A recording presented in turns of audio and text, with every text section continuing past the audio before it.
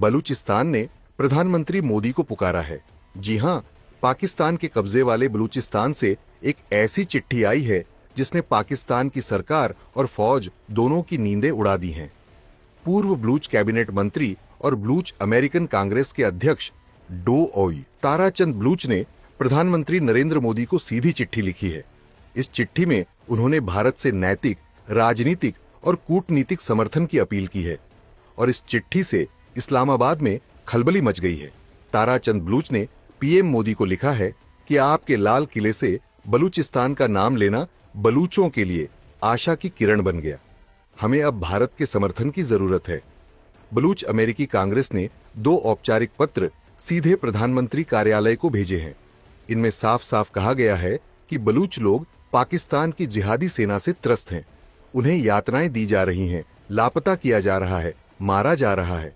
बलूचिस्तान को 1948 में जबरन पाकिस्तान में मिलाया गया और तभी से ये इलाका संघर्ष झेल रहा है। डॉ चंद ने मोदी से कहा, भारत को अब आगे आकर बलूच आंदोलन को वैश्विक समर्थन दिलाना चाहिए। अब ये पूछिए कि पाकिस्तान में हड़कंप क्यों मच गया? क्योंकि ताराचंद बलूच कोई आम नेता नहीं है। वो बलूचिस्तान की सरकार में मंत्री रह चुके हैं और अब अमेरिका में बलूच लोगों की आवाज बन चुके हैं। उन्होंने मोदी को लिखे पत्र में खुलकर कहा कि पाकिस्तान और चीन मिलकर बलूचिस्तान को लूट रहे हैं, जबकि बलूचों को उनका ही घर नरक बना दिया गया है।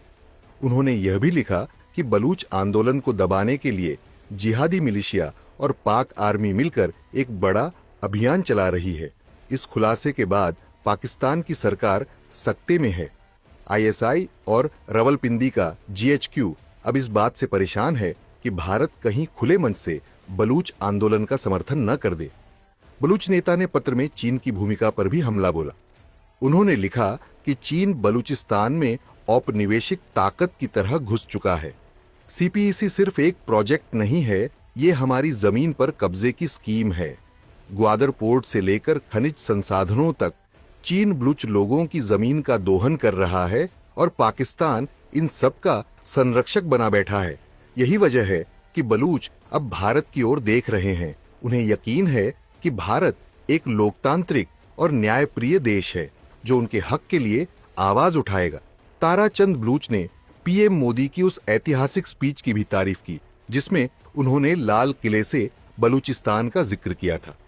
उनका कहना है कि उस दिन पहली बार बलूचों को लगा कि उनकी आवाज दुनिया तक पहुंच सकती है।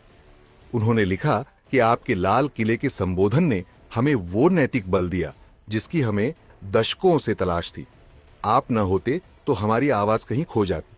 मोदी सरकार का साहसिक कदम सिंधु जल संधि को निलंबित करना बलूच नेता को प्रेरणादायक लगा। उन्होंने इस पर लिखा कि आपका संदेश खून और पानी साथ नहीं बह सकते, पाकिस्तान को झकझोर देने वाला था। अब सवाल ये उठता है कि भारत को क्या करना चाहिए।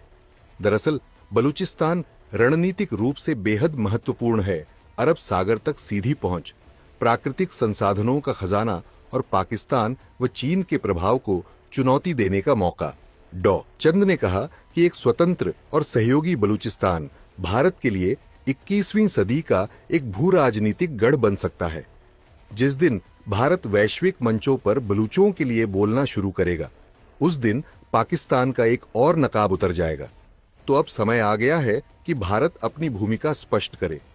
बलूचिस्तान से आई इस पुकार को सिर्फ एक चिट्ठी नहीं बल्कि इंसानियत की अंतिम पुकार समझा जाए।